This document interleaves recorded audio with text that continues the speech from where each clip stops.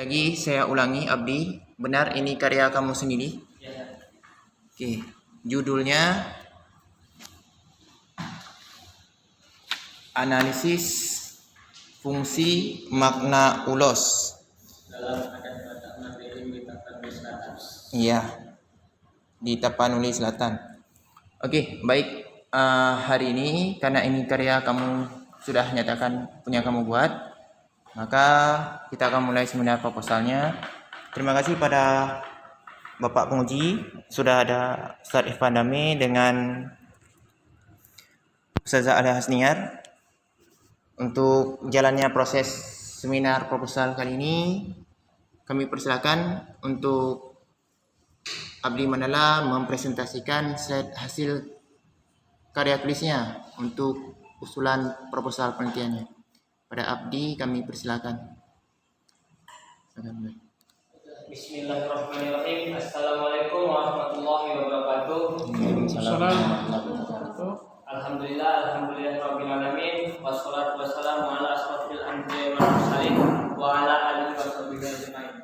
Yang saya hormati Ustaz Ikhwani, Ustaz Damai, Ustaz Alia Hasniar, serta teman saya Budia Siregar. Baiklah, saya berdiri di sini ingin mempresentasikan hasil penelitian saya atau hasil mikir saya yang berjudul analisis fungsi dan makna ulos dalam adat Batak Mandailing di Tapanuli Selatan. Yang pertama, saya mulai dari latar belakang. Latar belakangnya, menurut Jackson Marusa Siaan Kambali Jerman tahun 2018 halaman 4, ulos merupakan salah satu ciri khas orang Batak. Di mana ada upacara adat, di situ pasti ada ulos sebagai simbol orang Batak. Orang Batak dapat diketahui identitasnya setelah memakai ulos. Oleh sebab itu, ulos sangat berperan dalam kehidupan masyarakat Batak. Karena masyarakat Batak memakai ulos saat melangsungkan upacara adat. Karena tanpa ulos, upacara adat tidak dapat berlangsung. Maka ulos hanya dipakai apabila ada upacara adat. Di dalam ulos yang dipakai orang Batak juga terkandung nilai-nilai yang sangat religius. Seseorang yang menerima ulos akan merasa bahagia karena ulos yang diterima beriringkan pasu-pasu, nasihat-nasihat dan juga doa agar Tuhan selalu melindungi dan memberkati di setiap kehidupannya. Adapun rumusan masalah berdasarkan pada latar belakang di atas, saya menetapkan rumusan masalah saya yang pertama, apa fungsi ulos dalam adat Batak Mandailing, dan yang kedua, apa makna ulos dalam adat Batak Mandailing. Adapun tujuan penelitian saya berdasarkan berikut: mengetahui fungsi ulos dalam adat Batak Mandailing serta mengetahui makna ulos dalam adat Batak Mandailing. Adapun manfaat penelitiannya yang pertama, untuk mengetahui fungsi ulos dalam adat Batak Mandailing serta untuk mengetahui makna ulos dalam adat Batak Mandailing. Yang kedua, kajian pustaka. Yang pertama, ulos. Menurut Johnson Pardosi tahun 2008 halaman 106, ulos merupakan hasil temuan wanita Batak Toba ataupun Batak lainnya yang berbentuk lembaran, memiliki aneka ragam corak, dan keanekaragaman corak tersebut membuat ulos dapat dibedakan atas jenisnya. Pembuatan ulos harus mengikuti pola dan aturan yang harus sesuai agar kelihatan indah dan dipercaya memiliki kekuatan magis. Yang kedua, jenis-jenis ulos. Menurut Tris Evin dan Samuel Watimena tahun 2017 halaman 59-66, ulos terbagi beberapa jenis, yaitu ulos ragi hidup, ulos ragi hotam, ulos tumtuman, ulos sarung talutung, ulos harungguan, ulos ragi huting, ulos sibolang, ulos harungguan, dan ulos bintang maratur. Adapun yang ketiga adalah Batak Mandailing. Suku Batak Mandailing merupakan salah satu suku bangsa yang mendiami sebagian Kabupaten Tapanuli Selatan dan Kabupaten Mandailing Natal, Sumatera Utara. Suku Mandailing termasuk dalam salah satu suku Batak. Tidak banyak perbedaan di antara kesemua suku Batak. Yang membedakan hanyalah baju adat ataupun bahasanya. Baiklah, yang ketiga, metodologi penelitian. Tempat dan waktu penelitian. Tempat penelitian yang akan diteliti adalah di daerah desa Siangguna Sopan, Kabupaten Tapanuli Selatan. Dan dalam melaksanakan penelitian ini, waktu yang digunakan sejak bulan Desember 2020 sampai dengan selesai. Bentuk dan strategi penelitian. Yang pertama, bentuk penelitian. Penelitian dengan judul Analisis Fungsi dan Makna Ulos dalam Adat Batak Mandailing Tapanuli Selatan merupakan penelitian yang akan mengungkapkan tentang keistimewaan dari analisis fungsi dan makna ulos dalam adat Batak Mandailing yang ada di Tapanuli Selatan. Oleh karena itu, bentuk penelitian yang digunakan dalam penelitian ini adalah penelitian kualitatif dengan metode deskriptif. Yang kedua, strategi penelitian. Strategi penelitian yang digunakan dalam penelitian ini adalah penelitian kualitatif dengan pendekatan etnografi. Menurut Spratly tahun 1997 halaman 3 mengungkapkan bahwa etnografi merupakan pekerjaan mendeskripsikan kebudayaan. Dalam penelitian ini penulis menggunakan metode etnografi untuk meneliti kehidupan budaya gotong royong pada masyarakat pedesaan. Yang ketiga, sumber data. Menurut H.B. Sutopo tahun 2002 bahwa dalam penelitian kualitatif sumber datanya dapat berupa manusia, pernyataan dan tingkah laku, dokumen dan arsip atau benda lain. Sedangkan menurut Kaufland, sumber data utama dalam penelitian kualitatif ialah kata-kata dan tindakan. Selebihnya adalah data tambahan seperti dokumen. Menurut Lexi J. Molen tahun 2001 dalam penelitian ini sumber data diperoleh melalui yang pertama informan, yang kedua tempat dan peristiwa, dan yang ketiga dokumen dan arsip. Kemudian teknik sampling. Menurut Hadari Nawawi tahun 1993 halaman 152 menjelaskan teknik sampling adalah cara untuk menentukan sampel yang jumlahnya sesuai dengan ukuran sampel yang akan dijadikan sumber data sebenarnya. Dengan memperhatikan sifat-sifat dan penyebaran populasinya agar diperoleh sampel yang representatif atau benar-benar mewakili populasi. Dan dalam purposive sampling dengan kecenderungan peneliti untuk memilih informan yang dianggap mengetahui informasi dan masalahnya secara mendalam dan dapat dipercaya untuk menjadi sumber data yang mantap. Kemudian teknik pengumpulan data. Teknik pengumpulan data merupakan cara-cara yang ditempuh untuk memperoleh data yang diperlukan sehingga data yang diperoleh menjadi sempurna dan dapat dipertanggungjawabkan. Teknik pengumpulan data yang saya gunakan adalah yang pertama wawancara mendalam, yang kedua observasi, yang ketiga analisis dokumen. Kemudian validasi data.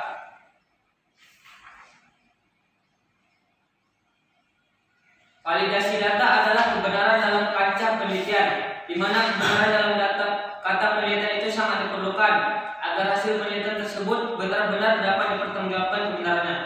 Dalam penelitian ini penulis menggunakan metode triangulasi data dan review informan dalam menguji keaslian data.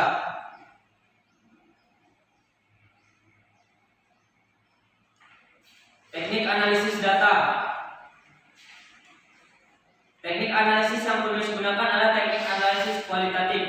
Analisis kualitatif merupakan analisis data yang didasarkan pada hubungan antara fakta satu dengan fakta yang lain secara hubungan sebab akibat untuk menggerakkan suatu peristiwa.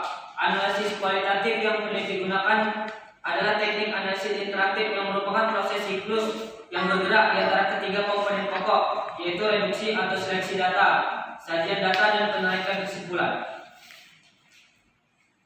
Terima kasih. Baik, terima kasih pada Abdi Manala yang sudah mempresentasikan proposalnya. Silakan duduk, Abdi. Abdi, boleh duduk dulu. Silakan duduk. Oke. Selanjutnya mari dikoreksi. Kami mintakan pada penguji untuk mengoreksi yang proposal Abdi ini di mana ada kelemahan, kekurangan agar dapat melanjutkan ke penelitiannya sehingga apa yang diteliti benar-benar menghasilkan karya yang terbaik untuk Abdi sendiri dan masyarakat pada umumnya. Pada penguji 1, Ustaz Irfan Dame, kami persilakan untuk mengajukan. Assalamualaikum warahmatullahi wabarakatuh. Waalaikumsalam warahmatullahi wabarakatuh. Alhamdulillah, langsung saja. Tadi Abdi Manggil Putra sudah memaparkan ya. Nah, di sini Ustaz cuma mau koreksi aja. ada kelemahan di sini abdi dalam konsep mengatur redaksinya di sini ya. Seringkali setiap habis titik itu tidak diiringi dengan spasi. Jadi sehingga ketika itu bergabung ya menyalahi kaidah. Nah, sini juga saya sudah kasih catatan. Kemudian perhatikan tanda penulisan ya, seperti titik, koma, kemudian tanda strip untuk kata ulang. Kemudian ini sepertinya sudah oke. Marginnya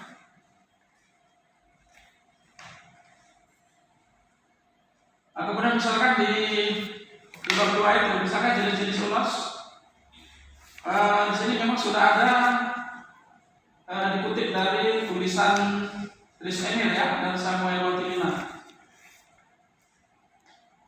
Di situ kamu jelaskan pengertian ulos. Ya, kemudian sebaiknya di situ harus kamu paparkan kembali dengan hanya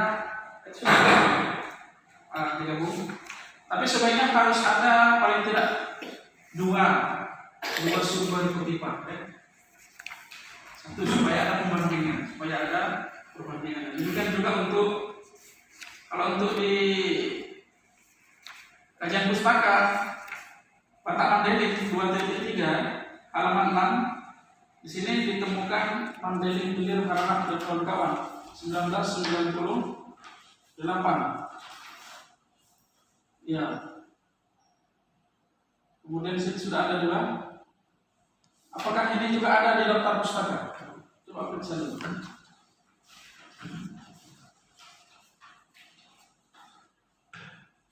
Mandailing Jaya Harahap dan kawan-kawan. Yang mana ya? Oh ini Harahap ya? Ada kawan-kawan yang nomor 3 ya? Yes. Oke. Kemudian Nuraini ya, di halaman selanjutnya ya, yang diterbitkan tahun 2004, halaman 71 kamu mengutipnya. Mana sih Mana bukunya? Atau mana sumbernya?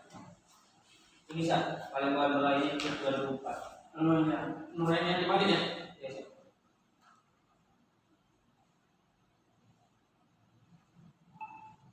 Oke.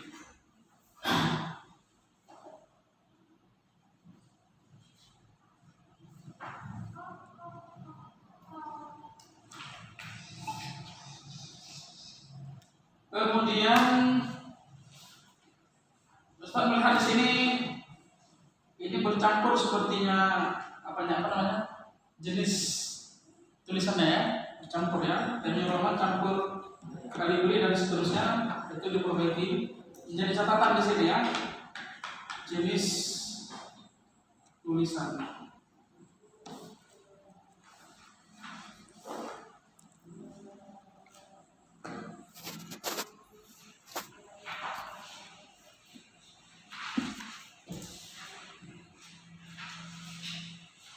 Oke, kira-kira itu aja, Ustaznya. Langsung. Assalamualaikum warahmatullahi wabarakatuh. Assalamualaikum. Untuk tulisan tadi udah dipaparkan sama Ustaz Irfananya ya, perlu diperbaiki apa saja. Ini sekarang saya mau tanya tentang isinya. Saya rasa fungsi dan makna ulos itu sudah banyak diteliti ya kan. Apa yang membedakan penelitian kamu ini dengan penelitian yang lain? Nah, ini sama-sama makna, apalagi di Tapanuli Selatan memang tempatnya ulos. Memang orang Batak. Apa yang menarik? Kenapa kamu ambil di sana? Kenapa menarik buat kamu? Karena saya melakukan penelitian ini di Aceh. Jadi saya bisa sekali menggunakan bahasa di Aceh. Di Aceh mana? Di Aceh Timur. Di Aceh Timur. Apakah sudah ada di dalam sini? Ya. Apa sudah kamu masukkan ke dalam latar belakang? Belum ada, tapi saya lihat. Betul. Nah, kamu di sini buatnya di Tapanuli Selatan soalnya. Dan judulnya juga dalam adat Batak Mandailing dari Tapanuli Selatan.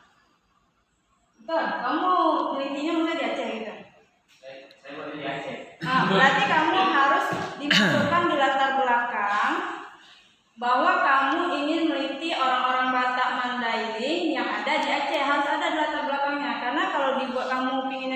tapi di sini tidak dibuat kan?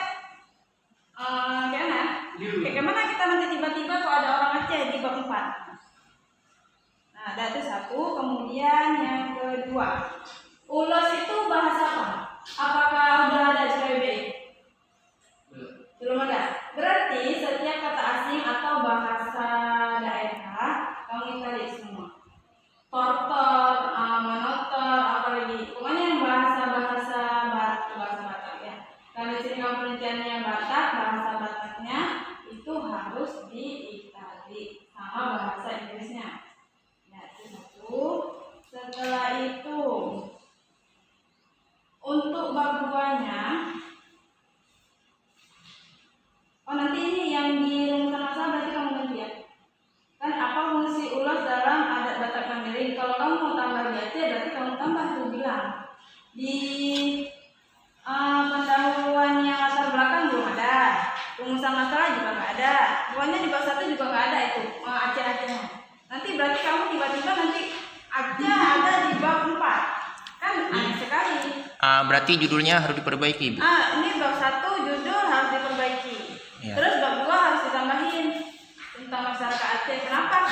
Kamu penelitiannya di masyarakat Aceh, apa ada di masyarakat Aceh ini orang Batak? Apakah kamu sudah menemukan? Nah, ya kan? Ada. Ini salah jawab deh. Dari mana daerahnya? Nah, di mana daerah yang kira-kira itu banyak orang Batak? Nah, itu tadi ya. Dan terus jenis-jenis ulos. Ini masih betul tadi kata Ustaz Ivan Dame, baru masih satu penelitian ini saya. Itu satu jurnal ya. Jenis-jenis ulos, satu sumber. Terus kalau misalnya kita saya orang awam, saya membaca tentang ulos. Kamu bilang misalnya ulos regulator berfungsi saat mertua memberikan ulosnya. Ulos yang kayak mana? Coba jawab, Abdi. Ulos yang kayak mana? Karena ulos kan banyak ragamnya seperti batik juga ya. Kalau kita masyarakat awam, misalnya kita masyarakat awam, mau lihat penelitian kamu tentang ulos, kan saya berarti ingin mengetahui kayak mana sih ulos itu, ya kan? Tapi di sini cuma dibilang ulos ragi hidup berfungsi sebagai duka cita. Ulos yang kayak mana? Misalnya nanti ada tuh warna merah, atau nanti merah itu fungsinya karena dia cerah untuk kebahagiaan. Misalnya warna kuning, kalau misalnya orang Melayu itu kan kuning dia sebagai kebanggaan gitu. Di sini coba dijelasin. Atau bisa juga kamu masukin nanti gambar-gambarnya di belakang. Lampiran di belakangnya. Nah, jadi kamu tampilin, kamu bagi lagi ulos ragi hidup. Ulos ragi hidup, saya rasa ya misalnya ulos ragi hidup berfungsi sebagai duka cita. Itu juga banyak detailnya, betul tak? Nggak hanya satu motif, betul? Jadi motifnya banyak tuh, bisa kamu masukin lampiran. Jadi kalau orang yang betul-betul ingin baca ini dan mengetahui tentang ulos, bisa lihat, oh ulos yang kayak gini loh. Ya. Oke. Bisa jawab dulu pertanyaan tadi, Abdi? Dari masukan ulos seperti apa dalam proposal yang kamu teliti? Coba jawab dulu. Boleh lihat sumbernya? Boleh lihat sumber. Sumber. Mana sumbernya? Ada.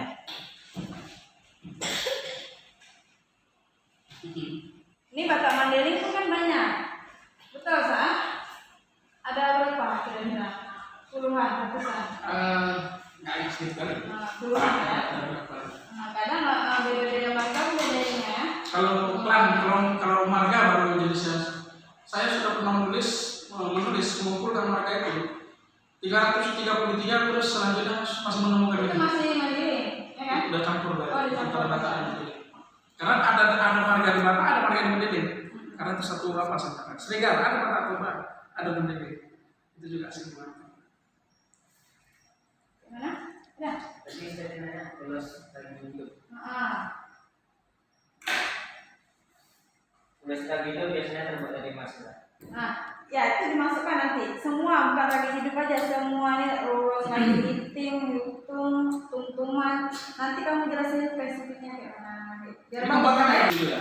Berbeda dengan si Erwan punya tupak. Martupak itu tradisi orang Tapanuli. Ketika orang Tapanuli pindah ke Rumah Jaya, tradisi martupak itu dipelihara. Nah itu menjadi hal menarik. Nah dengan kamu itu berbeda. Different kok ada. Lain dari yang lain. Ini menarik gitu. Kan orang pasti mau baca buku pasti lihat oh ini. Apa ya? Atau kalau misalnya salah ulas makna ulas dari reliefnya atau dari coraknya bisa juga. Kamu kan belum ada kalau dari corak. Atau dari mana? Kalau misalnya fungsi dan makna itu udah banyak. Dari tema ulas ini. Apa yang ingin kamu tunjukkan, kamu sampaikan dalam tulisannya? Makna dari setiap ulas itu. Karena kan ulasnya dia mengandung hal magis ataupun hal lainnya. Bisa dilihat dari mana? Coba jelaskan dulu. Magis. Bisa dari jenis sakaran setiap ulas saja penggunanya berbeda-beda. Contoh ulas lagi hidup itu bisa digunakan untuk ulang tahun. Sedangkan ulas lainnya atau ulas keuntungan bisa digunakan untuk ikat kepala. Itu aja sudah berbeda. Jadi setiap ulas, setiap pembuatannya itu berbeda. Jadi kebanyakan anak-anak Batak sekarang ataupun yang masih awam dia tidak mengetahui fungsi dan makna dari atau ulas. Tapi dia tidak tahu apa itu fungsi dari kain itu, apa itu makna dari ulas itu.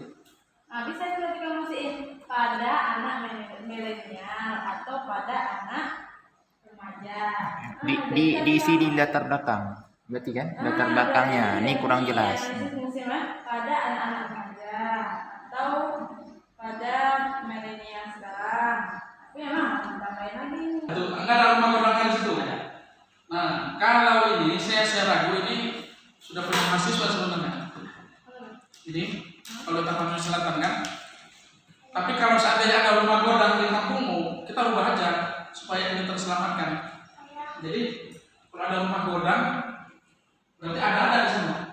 Ada pesta, ada menortor, ada pakaian itu semua ada seterusnya. Ada di sana. Di kampus saya. Dari saya ada juga, tapi kami tak tahu kan. Kami kalau misalnya pesta, kalau orang Medan media ini itu 7 hari 7 malam tuh acara. Ada ulasnya Ustazah? Ada. Kalau memang betul yang ada itu lah 7 hari 7 malam kalau pesta. Kalau orang media 4 hari 4 malam. Berarti lokasi penelitiannya ke desa Ustazah aja. Gimana dipindahkan? Bukan, itu juga nilainya juga Ada. Cuman tergantung orangnya kan, bukan ininya. Rumah godangnya memang ada. Abdi fokus kemari. Ini ada sedikit pertanyaan karena kamu ingin melanjutkan penelitian tentang analisis fungsi makna ulos dalam adat Batak Mandailing. Ya, mungkin ini lokasinya nanti diperbaiki dan latar belakang. Oke, pertama ini mempertanyakan tentang teknis di lapangan ketika kamu melaksanakan penelitian. Tadi kamu sebutkan dalam penelitian proposal kamu menyediakan 3 jenis ya yang akan kamu teliti. Salah satunya wawancara. Jadi apakah sudah kamu siapkan instrumen untuk penelitian ini? Misal pertanyaan dalam wawancara, poin-poin yang menjurus pada fungsi dan makna ulos. Sudah instrumennya? Pertanyaan-pertanyaan yang akan diberikan nanti waktu wawancara. Ketika kamu melaksanakan penelitian, kamu kan harus menyediakan sebuah instrumen. Nah, instrumen ini kamu bisa ambil dalam proposal tadi yang kamu ajukan adalah wawancara salah satunya. Nah, yang ingin Ustadz tanyakan, apakah sudah kamu siapkan instrumen wawancara ini? Belum. Berarti itu tugas harus segera ya. Itu untuk melengkapi penelitian kamu. Kalau angketnya, instrumen pertanyaannya angket ada sediakan angket misal kertas yang untuk dibagikan pada sampel orang misal orang Batak Mandailing yang ingin diteliti maknanya, pemahamannya ada? Belum juga. Berarti instrumennya belum ada. Gambaran proposalnya sudah ada ya. Oke, mungkin itu aja untuk melengkapi dokumen nanti direvisi kembali seperti saran-saran yang sudah diberikan oleh penguji yang hari ini untuk keabsahan dan perbaikan untuk mendapatkan hasil yang baik nanti ketika ujian seminar hasil. Ya Abdi, mungkin demikian pertanyaan dari saya.